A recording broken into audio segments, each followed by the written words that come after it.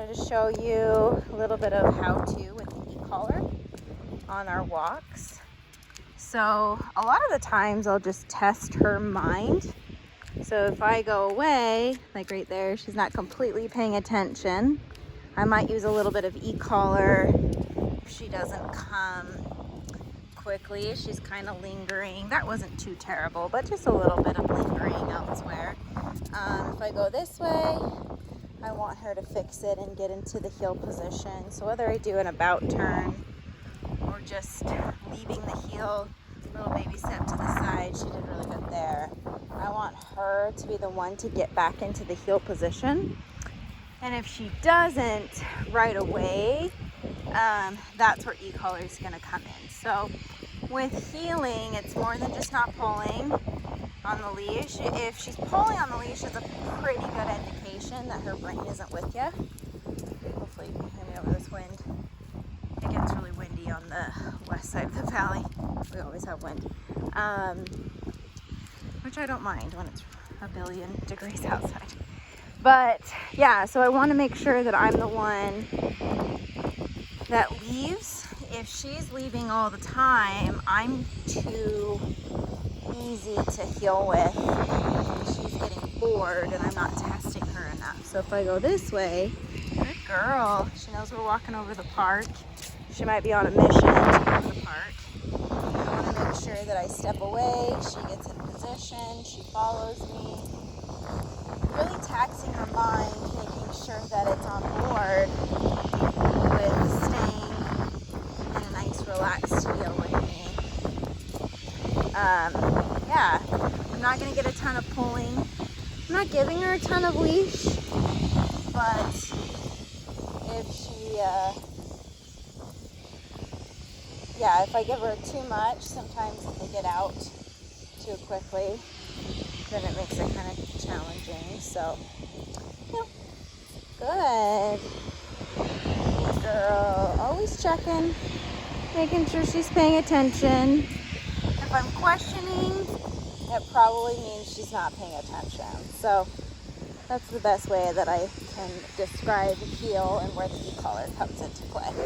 Just getting you a little video, show you how Millie's doing. We're getting ready to go for a walk. We always do a little bit of priming in the driveway before we go for a walk, making sure she's in the correct mindset. And as we came out here today, it's garbage day, garbage truck is out, and she's a little bit worried about it. And so I want to talk to you about fear in dogs and what we do to combat that. So it's a common misconception in the dog training world that we can classically condition fear out of dogs. So a lot of times people say, well, if your dog is scared of something, go out with a bag of treats and feed until your dog isn't scared of the thing anymore. I wish it were that simple, but unfortunately it's not. So fear can be very, very strong in both humans and in dogs. And, I don't know about you, but there's certain fears that I have that are inherent and I can't really change them. All I can do is change the behavior that I do when I'm fearful. So with her, she was rocking it, and then the garbage truck came and she's like, oh, I forgot how to heel, I forgot how to sit, because I'm super worried. I'm really kind of sketched out by the garbage truck, and hopefully it comes up again. It hasn't come on my street yet. It's done across the street, but not on our street yet. So yeah, basically with behavior stuff, like having her heel when she's scared, having her sit when she's scared, you're going to find that it's harder for her to do those things, which makes sense because when we experience fear, and same in animals, is adrenaline comes into the body and sometimes it clouds our judgment. And so when dogs get scared, they have three options: fight, flight, avoidance. Her option was like, I don't really like this garbage truck, I want to go back inside. I'm going to avoid, I'm going to run away, don't really like how close it is.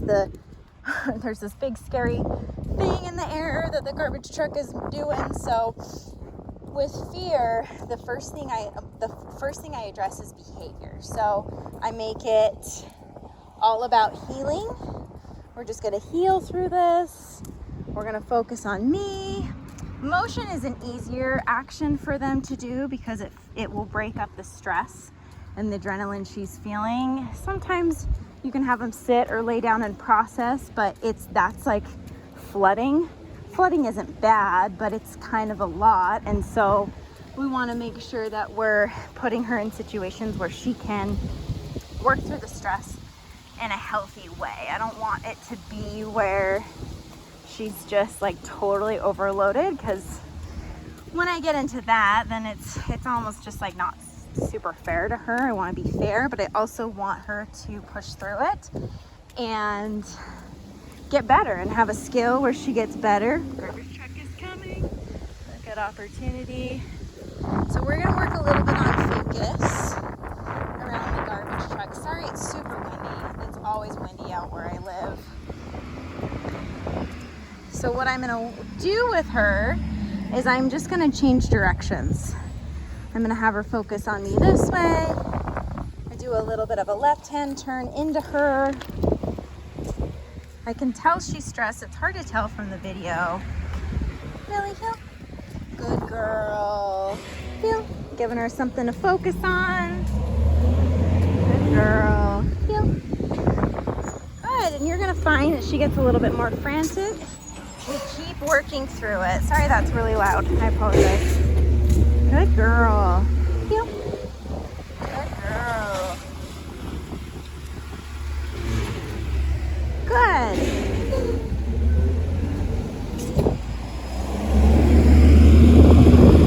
Good girl. That's a lot better than it was the first time. Great. Good girl. You. Good job.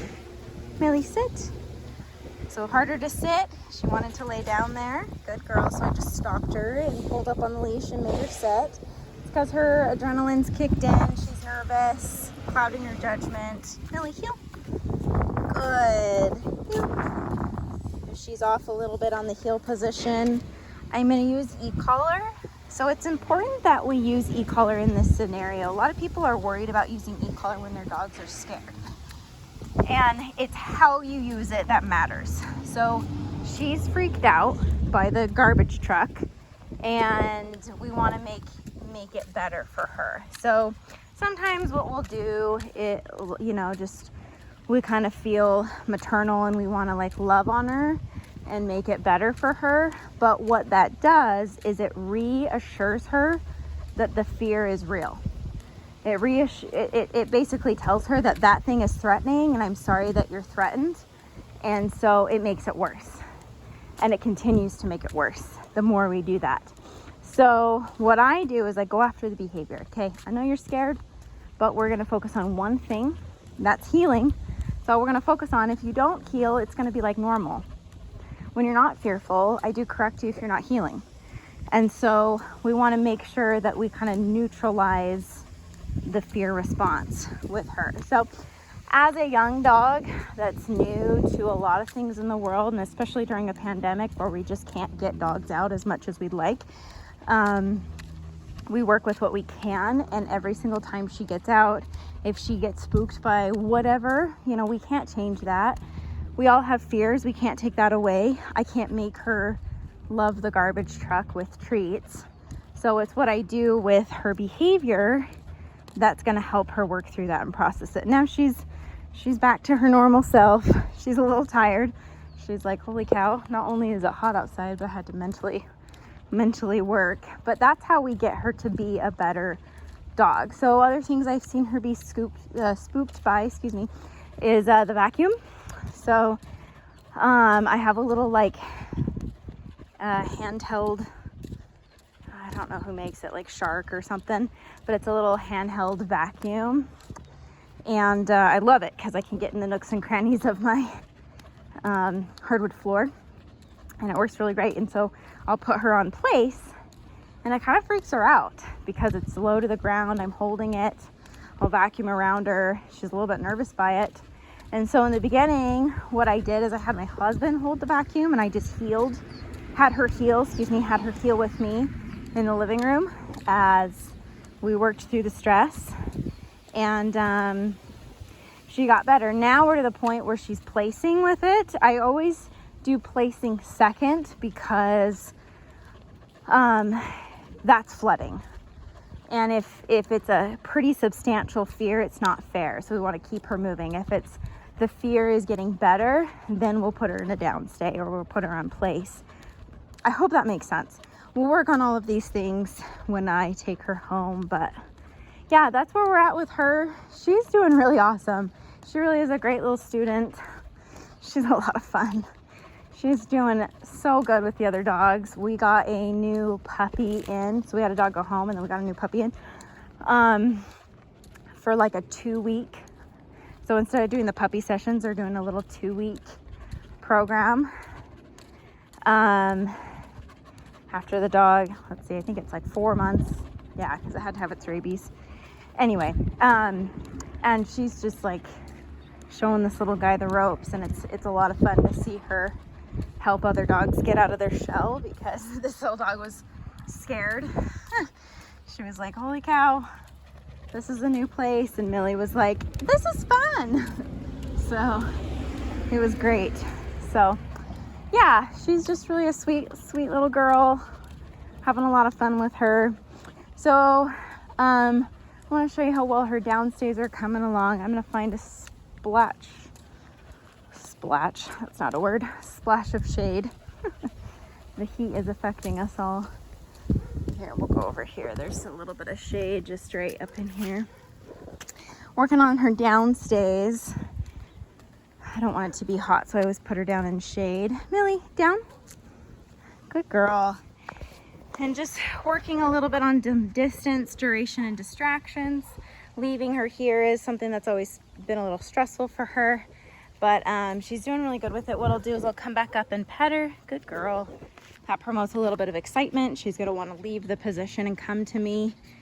So I'll neutralize that excitement by just desensitizing her.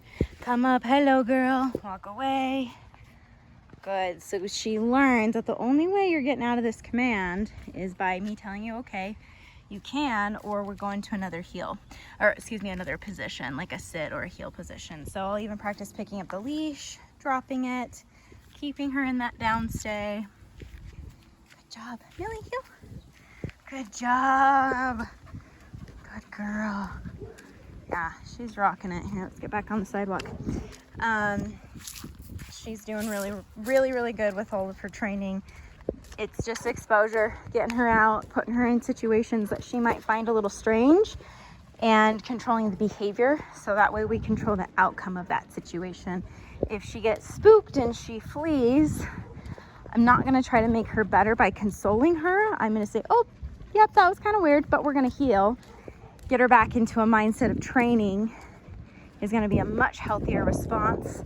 And it's not going to tell her brain, yep, that threat was so scary, let's, you know, kind of sulk in it.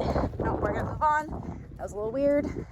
Let's keep going. It's going to help her overall, just nerve-wise, obedience-wise.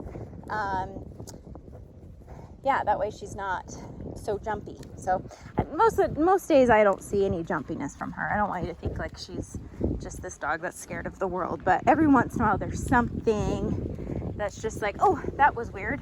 Like last night, I was letting her run around with the other dogs in the backyard and I was watering my plants, and the hose fell and like hit the cement and it just made a weird noise, and she was like, oh, that was weird, and kind of got a little spooked by it. So we did some obedience around the hose, and then she was back to normal. You know, she's not scared of the hose. It was just a weird situation in her brain. So we just work through it as it comes, and yeah, just make her be an overall better dog day to day. Come here, Millie, let's do another down. Millie, down. So I always practice these downstays when I don't have cars on the road. My street, let's see, what time is it? It's noon. People are back in school, so it's pretty quiet. Good girl. Yes, come up and pet. Good job. If I do see a car, what I'll do is I'll just come up and step on the line right here. Keep her in the down, just for safety. Okay. Safety is important. But anyway, hope you guys are doing awesome. I'm sure she's going to be so excited to see you guys. Peter, I hope you're recovering well with surgery. And hopefully you guys aren't missing her too much. Good girl.